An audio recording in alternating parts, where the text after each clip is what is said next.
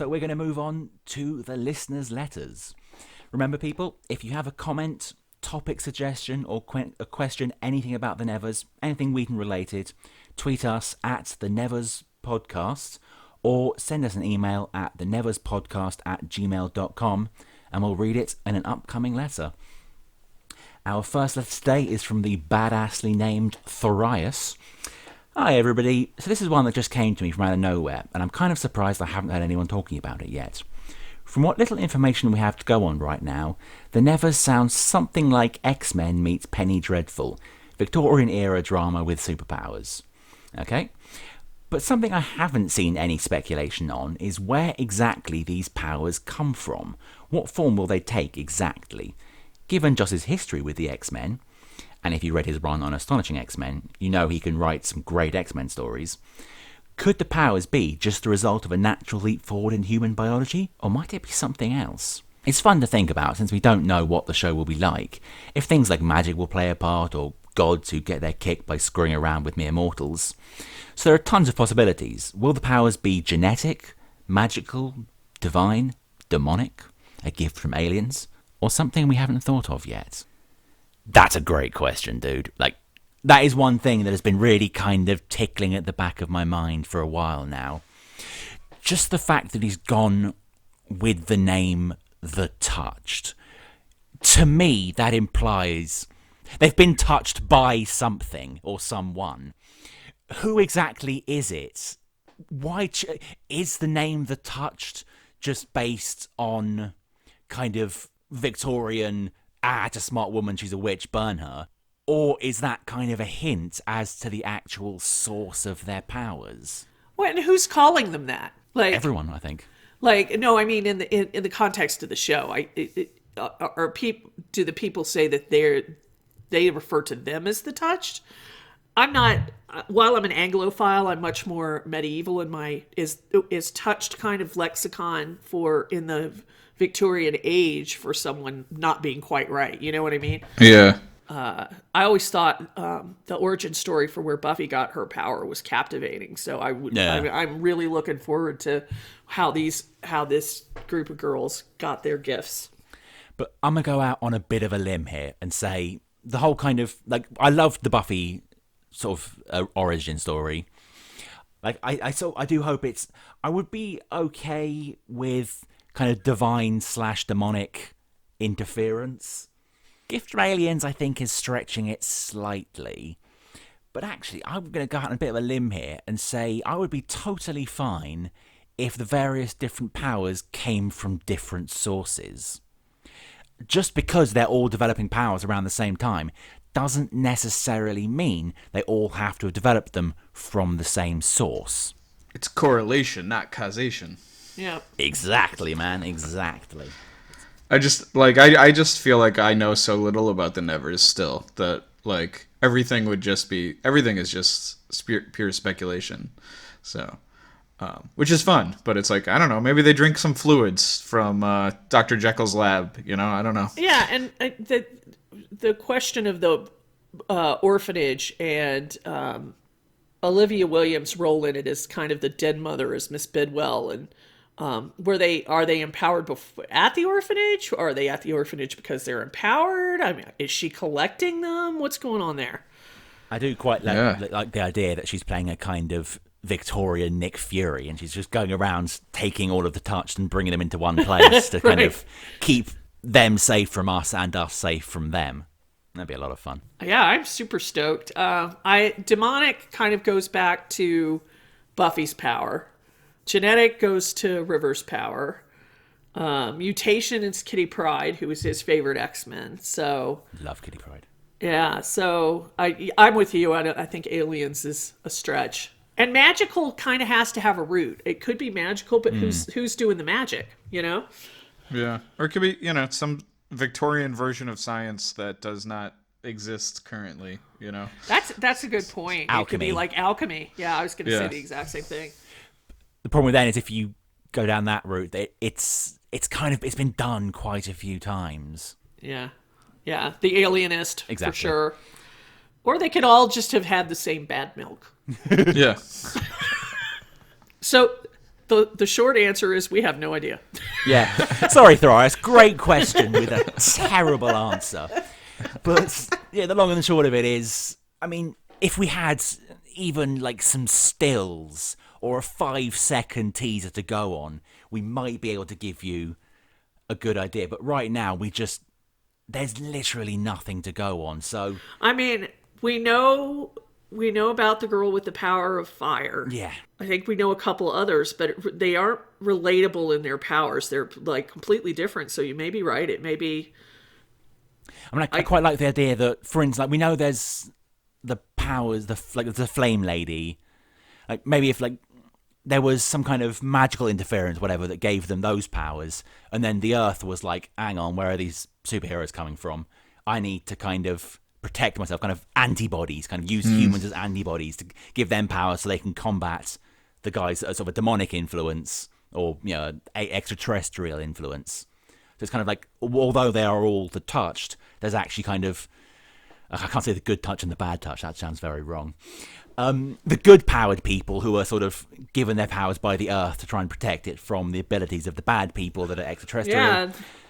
But very X-Men. yeah, that's the problem with that. It's a little too. I mean, I'm pretty sure the Avengers just ran a very similar plot to that, so you can't really do that. Well, I mean, I think that's classic storytelling. So I don't think you could get blamed for using, you know, a trope like that. It's just Yeah. Well, that's also similar to the legendary Monsterverse is redefining the kaijus or titans as they call them as kind of nature's antibodies, right? True. oh yeah. I would be totally fine if we didn't actually find out where their powers came from. It'll have to tell us eventually, but I'm totally fine if, like, the first season or two, it's just a complete mystery. They have powers, they don't know why, they don't know where they came from, and they're just doing the best with the slightly bizarre situation they're in. Well, and we won't know because that's Joss. He will slow burn us to death on that. And if you think about it, now that I'm really going back and thinking about all of his stuff that's non-Marvel related, everything all comes from the old ones. Yeah. At the end of all of his storytelling, it's all related to kind of this pre-man explanation of the Titans or the old ones or what have you, and the beginnings of, you know, kind of Reality. You know, reality, and that these empowered things have been here since the dawn of time, just normal people don't see them. Yeah. I would 100%, like 1,000% be behind a sort of Lovecraftian Cthulhu origin. Oh my gosh. Like each of the touched has been picked by one of the old gods to be their avatar in Earth. I'm down. They got for that. so close to it with Cabin in the Woods. I loved the idea of the Lovecraftian sleeping, and they talked about it in Angel. Yeah. I mean, Yeah. with Illyria and Hole in the World and all that kind of stuff. So Not dead but dreaming. yeah, that gets me going. Well, I hope that went some way to answering the question there, Thrias. But Yeah, Thrice, write them back and tell them what you think. yeah, go on then. If you have any ideas, they're just as good as ours. Send them in. LJ Packwood on Twitter asked, Joss has a history of playing with accents and languages. Do you think we'll hear stereotypical voices of Victorian London in The Nevers, or something more adventurous? Also, have you heard James Marsters' recording of Macbeth? I have not heard James Marsters' recording of Macbeth. I have. But the moment this podcast finishes, I'm going to find it. That I sounds can tell amazing. she's a Spike fan. She's listened to all of it. That is a great question, Laura. Stereotypical voices. I have a joke here. I'm glad all the majority of the actors on this are from the UK, so they can't massacre the accents like they did on Buffy and Angel. Oh my god. Yeah. Yeah, I think my feeling is they're going to have straight up London accents, ranging from probably Ella, who's playing the good time girl, is probably going to have something more Cockney. You know, we're going to have probably some high English in there somewhere, depending on the characters, and hopefully, you know, he said, both James Marsters, who affected a British accent for Spike and did it pretty well from what I understand, Anthony Head, who is actually from the UK, who says, you know, he has a much more down to earth working man's accent than Giles, who has a much upper level accent. So I think Joss himself has an understanding of the dialects and the different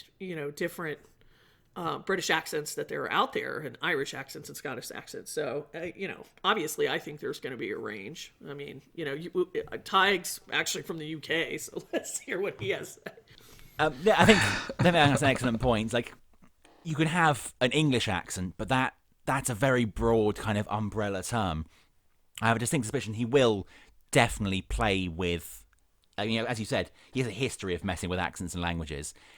With such a great chance to play with that now in such a brilliant setting, where you've not only got the huge variance between kind of Nick Frost's sort of Rat King underground mob boss, and then you've got like surgeons and like upper class former Navy admirals, and then throw into that you have people from other countries, you have American people, like it's the Victorian England was such a melting pot of people and cultures that I really think it's a great chance to just kind of have a bit of fun, like throw in people from other countries just to see how, to tell the story of that era and how it was so kind of inclusive and kind of the beginning of the multiculturalism of England. Okay, moving on, we have a question from literally the other side of the world. Elaine from Perth, Australia writes, "Hi all. I'm a big Joss fan and can't begin to express my excitement for the Nevers. I recently read your blog post about Michelle Clapton's hiring as costume designer for the Nevers, and I'm curious to know why a production would replace one well-established costume designer, Jane Petrie, who worked on the first/pilot episode, with another well-established costume designer. Jane, like Michelle, are both successful designers within the industry. Why hire Petrie for the first episode, but not for the remaining ones?" That's an excellent question there, Elaine. And the thing is, we can't really know. Like, there's no reason to take one costume producer and replace them with another, unless there was some reason why Jane Petrie just simply was unable to keep on working. It could be she had another job she had to get to, the time frames maybe didn't mesh up. It could be, we know that the Nevers is, I believe they're looking for at least 3, possibly 5 seasons. It could just be she wasn't willing to commit to potentially 5 years of working on the same project. Yeah, or it could be she had one coming down the pipeline and she had to move to that. Episode 1 is in the can, apparently. Yeah. And they haven't started shooting, or just recently started shooting again. So for the what you would call the pilot, there are probably a lot of crew changes, and she may have had a commitment elsewhere. As Tig said, that Olivia Williams article that we talked about where she had the cancer scare, she also mentioned she signed on for 5 years, which denotes 5 seasons. Yeah, I agree. I think it's probably something as simple as just a production delay had her move on to a different thing. I wouldn't read any more into it than that. Although, let's face it, we managed to do about 40 minutes the other day on a time clock. A major casting change behind the scenes we can probably talk a while about. Anyway, Elaine's not done with us yet. Her second question. We've all read the character descriptions, some of us multiple times, for those in the Nevers. What character or characters resonate most with each of you, and who has the potential to become one of your favourites and why? Thank you. I love the show. I hope we never end. Thank you, Elaine. We love you too. And we very much hope that we never end and we start getting paid by HBO. That Spectacular. Would be spiffy. To answer your actual question, honestly, when I was reading through the characters and their little descriptions, and when we did the podcast about it, I just immediately love them all. There's so many aspects. I mean, Joss is one of the greatest character writers working today and possibly ever. Or even like the worst possible characters he can create, the most evil, reprehensible beings, you just can't help but love them. Even when they're awful, you still love them. So looking through the character descriptions, there are some that I think I'll like less, but I don't think there's any that I'm not going to like. I like them all for different reasons. That said, the ones I was particularly drawn to was Nick Frost's character, because I love the actor. The character who I mentioned before, whose name I've forgotten because I have the memory of a goldfish, the one who only speaks gibberish, because there's so much you can do with that kind of character, and there's so many great revelations you can bring with that base. And then Amalio just seems like a great kind of typical Joss protagonist, and we know he's fantastic at writing those kind of characters, and I'm sure he will keep that trend going now. So I mean, I'm sort of looking forward to all of them, but those three are the ones that I'm particularly keeping an eye on. I think they could be my favourite going forwards. But I mean, if Joss is anything, he's surprising. So I'm sure I'll end up loving kind of the evil Navy Admiral or the surgeon more than anyone else. I'm going to go with, first and foremost, Miss Bidwell, played by Olivia Williams. I am very, very, very invested in seeing what's going to happen with her. I also am invested in Odium. Ooh, yes. I have been following Martin Ford on his Instagram, and he is a fascinating person, and he's just gigantic. And I'm down to see just how, I mean, he has a major role, and I'm down to see how he evolves. Nick Frost, of course, I joke and say sounds like this is the Never's version of Badger, but he'll obviously bring so much to the role that he'll make it his own. And I'm interested to see Ben Chaplin. He sounds very conflicted. He sounds like he's going to be kind of the moral center of the thing on the show. Like, he has to do his job for these people that want these people caught, but then he gets caught up with them. I think that may be an interesting. That's always a great character arc to go on. You can do a lot of fun things with that. Have you seen Into the Badlands? That was recently ended on AMC. I saw the first season. Because Nick Frost joins in the second season, playing a character called Baji. That was my runaway favourite on the show. He was absolutely fantastic. I'm really hoping he brings a bit of that energy. So many amazing one-liners. What about you, Dennis? Who's your pick for character of the show? You guys all did a really good job of calling the ones I was going to call. Sorry. Yeah, but we want to hear your take on it.